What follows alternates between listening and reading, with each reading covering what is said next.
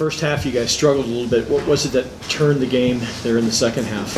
Well, our biggest struggle that first half was those 10 turnovers that we had that led to 13 easy points for them. And our defense was working pretty hard in the half court, but we turn it over, they go shoot a layup. There's not much way for us to defend that. Not any way for us to defend that. So that was probably our biggest concern at halftime. And it started right from the start. We were trying to make tough plays, and they're a good defensive team. You know, they play that thing inside out, and their hands are active, and they're a physical team. So we cut those turnovers down to 3 in the second half, and they only got 3 points off of them, and we got 10 points off their turnovers in the second half. So I think that was the big change. Those 2 or 3 possessions in a row where we got steals and layups, to turn the game from a 4-point deficit, whatever it was there, to a couple-point lead. I thought was really a big stretch for us. This team seems like a team that can turn on the defense at any time. Does it feel that way? I mean, not that they're sloughing off, but well, I liked our activity. When we were able to get them in front of us. We did give up some of their strong tendencies for easy baskets, which was discouraging. But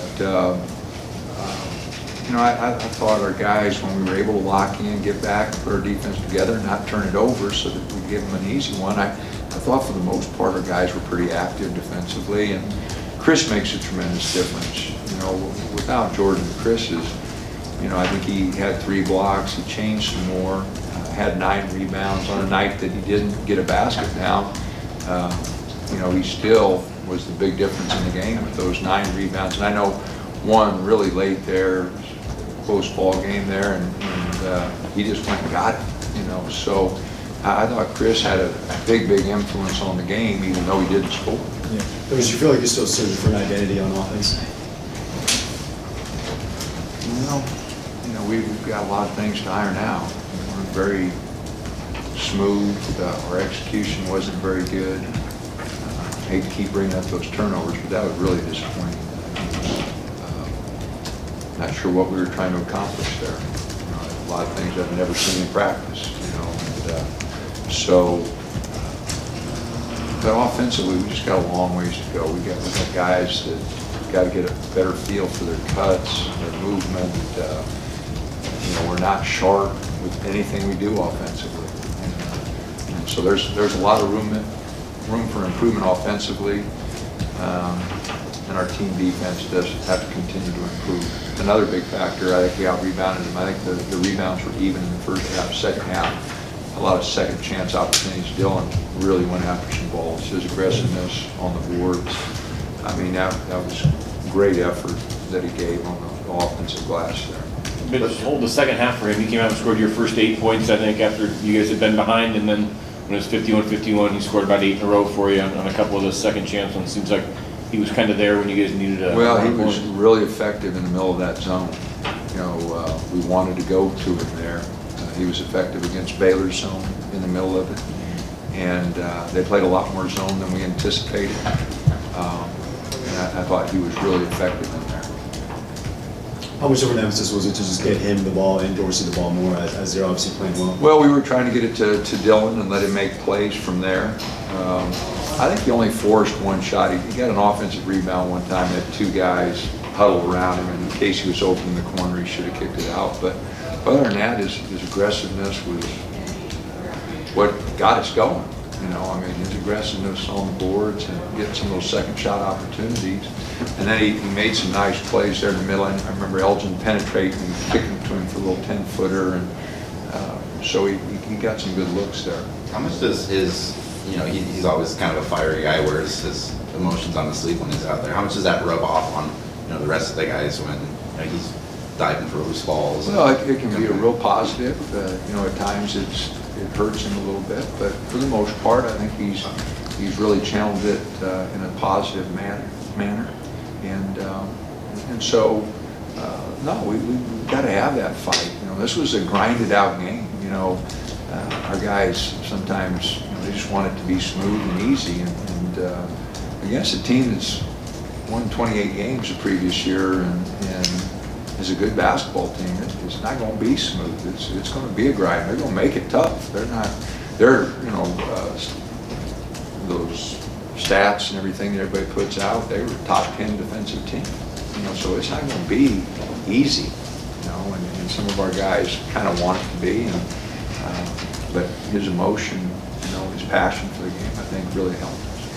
What are your expectation levels at with the three-point shooting? Is that something that, Dylan and Tyler kind of talking about how they kind of expect it to get better, but what do you kind of where do you gauge that? We got to take better ones. In a lot of the cases, we're rushing them. Just so excited about getting three up that, so we got to take better threes and a little more selective, a little bit more inside out with those threes. But, I think we'll get better shooting it. We'll get better shooting free throws. We started out really slow, but Elgin and Dylan hit the big four late, and we shot 8 of them there late. Those guys stepped up, and we just Chris missed 2, I think. Casey hit 1 or 2, so we were 1 of 4 there, and then they stepped up and hit 4 in a row. So that was a big stretch for us. So as of now, do you feel like your offense is best when it's feeding off the defense? Obviously, it looks like it was kind of the case obviously in the second half. Well, yeah, no, those turnovers, really helped us, and when we're in the open court like that, that'll really help us. Aside from just the wins, what do you take in from this week? With Baylor and Valpo, both teams are going to test you in the first week of the season. What you going to learn from your guys? What do you take out of this? Well, no doubt they're 2 big wins for us. But I told guys, heck, we're at home, we shouldn't, and I want them to take that mentality and find a way. And now we've got to get better. We've got Arkansas State on Wednesday and Fresno, a team out of the Mountain West, on Monday, and then we go on the road for quite a bit of December. So this is just about trying to get better, trying to get some of our freshmen more ready to play. But we had to find a way to win both the games, and our vets enabled us to do that. And Tyler and Chris have been really good additions. They've really helped us. But you expect your returners to really step up against really good teams, and I think Baylor and Valpo are really good teams. So I'm pleased that we found a way to win, and especially today, grinding that out like we did. We need to have a few ball games like that where it's tough and we got to make better plays. Tyler had a good line, 7 of 9 from the field, 3 of 4 from beyond the arc, and 4 or 5 from the stripe. That's the Tyler that you want him to be. That's a very efficient line, and it's really good for a game like this. I thought he finished some things going hard to the hole. The guys were on him about his bank 3, but they banked 1 in, so it was evened it out. But no, he was solid for us, and like I said, Chris's 9 rebounds and 3 blocks, and just the way he changed shots. Those 2 newcomers did a great job.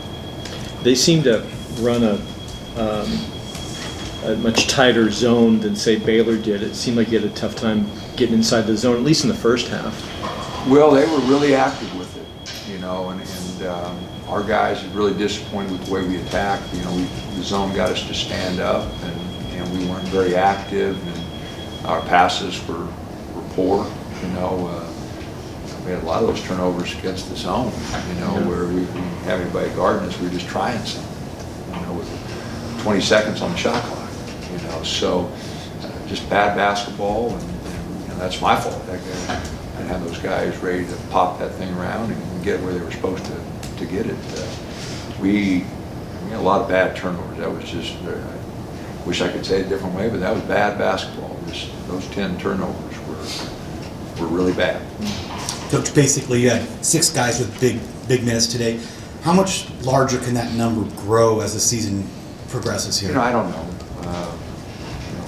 I think it'll really grow when Dylan and Jordan get back, and Roman, Kendall, and Trevor, will determine that just by their work ethic and practice, and how much they come on. How much right now, when you guys kind of have about almost 3 to 4 games before days between each game, how much do you putting into you, how much can you look to teams when, you know, it's kind of these foreign teams you guys don't know about now? Do you put a lot of prep into the team, or is it mostly on you guys? No, like we always do, we're going to prep for the team we're playing. Kevin McKenna did the scout on this one, and you know, we knew what they were going to run. We just, at times didn't do a very good job of stopping it. And as I mentioned earlier, we didn't take away some of their tendencies, strong tendencies that they have, and that's disappointing. But no, we don't change much. You know, we keep working on our stuff all the time, and you know, a day or two before each game. You know, this one we only had one day to get ready for.